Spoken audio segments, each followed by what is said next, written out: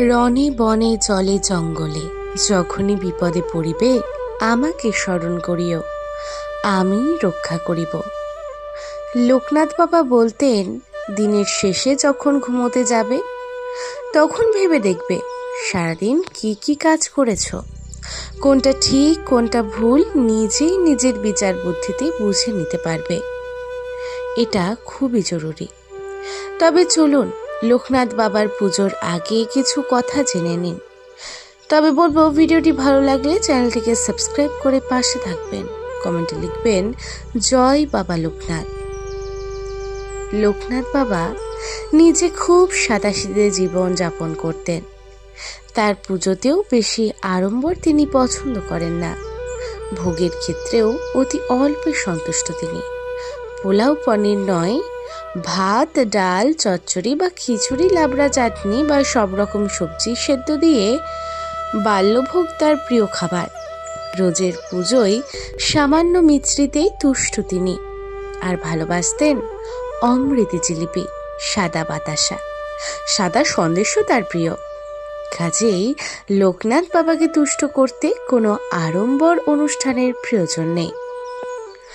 1730 খ্রিস্টাব্দের 31শে আগস্ট জন্মাষ্টমী তিথিতে কচুয়া গ্রামে জন্মগ্রহণ করেছিলেন লোকনাথ বাবা। তার পিতার নাম ছিল রামনারায়ণ ঘোষাল ও মাতার নাম কমলা দেবী। লোকনাথ বাবাকে অনেকেই বলতেন শিব লোকনাথ। তার মধ্যে মহাদেবের অংশ রয়েছে বলে বিশ্বাস তার ভক্তদের মধ্যে। লোকনাথ বাবাকে খুশি করে তার আশীর্বাদ লাভ করার কয়েকটা সহজ উপায় জেনে নিন। নীল শাপলা বা নীল শালুক এবং যে কোনো সাদা ফুল দিয়ে লোকনাথ বাবার পুজো করুন। তালশাঁস ও কালো জামের নৈবেদ্য দিলে প্রসন্ন হন লোকনাথ বাবা। বাবা লোকনাথকে শিবের অবতার মনে করা হয়, তাই তার পুজোয় বেলপাতা অবশ্যই দিতে হবে। পুজোয় যে কোনো সাদা মিষ্টি নিবেদন করলে প্রসন্ন হন বাবা। পুজোর পরে এই প্রসাদ অবশ্যই কোনো বাচ্চাকে খাইয়ে দিতে হবে। এছাড়াও আপনার যদি জন্মকুণ্ডলিতে দরিদ্র যোগ থাকে তাহলে অবশ্যই লোকনাথ বাবার পুজো করা জরুরি। লোকনাথ বাবার আরাধনা করলে আর্থিক সমস্যা থেকে মুক্তি পাওয়া যায়।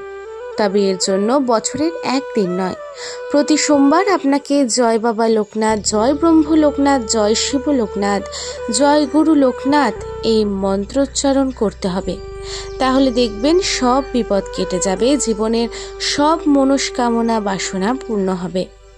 তবে হ্যাঁ, বাবা লোকনাথ মিছরি ও তাল মিছরি অত্যন্ত পছন্দ করতেন। মিষ্টির পাশাপাশি তার প্রিয় মিষ্টিগুলির মধ্যে ভালো লাগতো অমৃতি, মালপোয়া, ক্ষীরের মিষ্টি এবং যে কোনো সাদা মিষ্টি। তবে আপনারাই বলুন, কোন মিষ্টি দিয়ে পুজো দিলেন বাবা লোকনাথের? কমেন্টে জানাতে ভুলবেন না। আজ এই পর্যন্তই।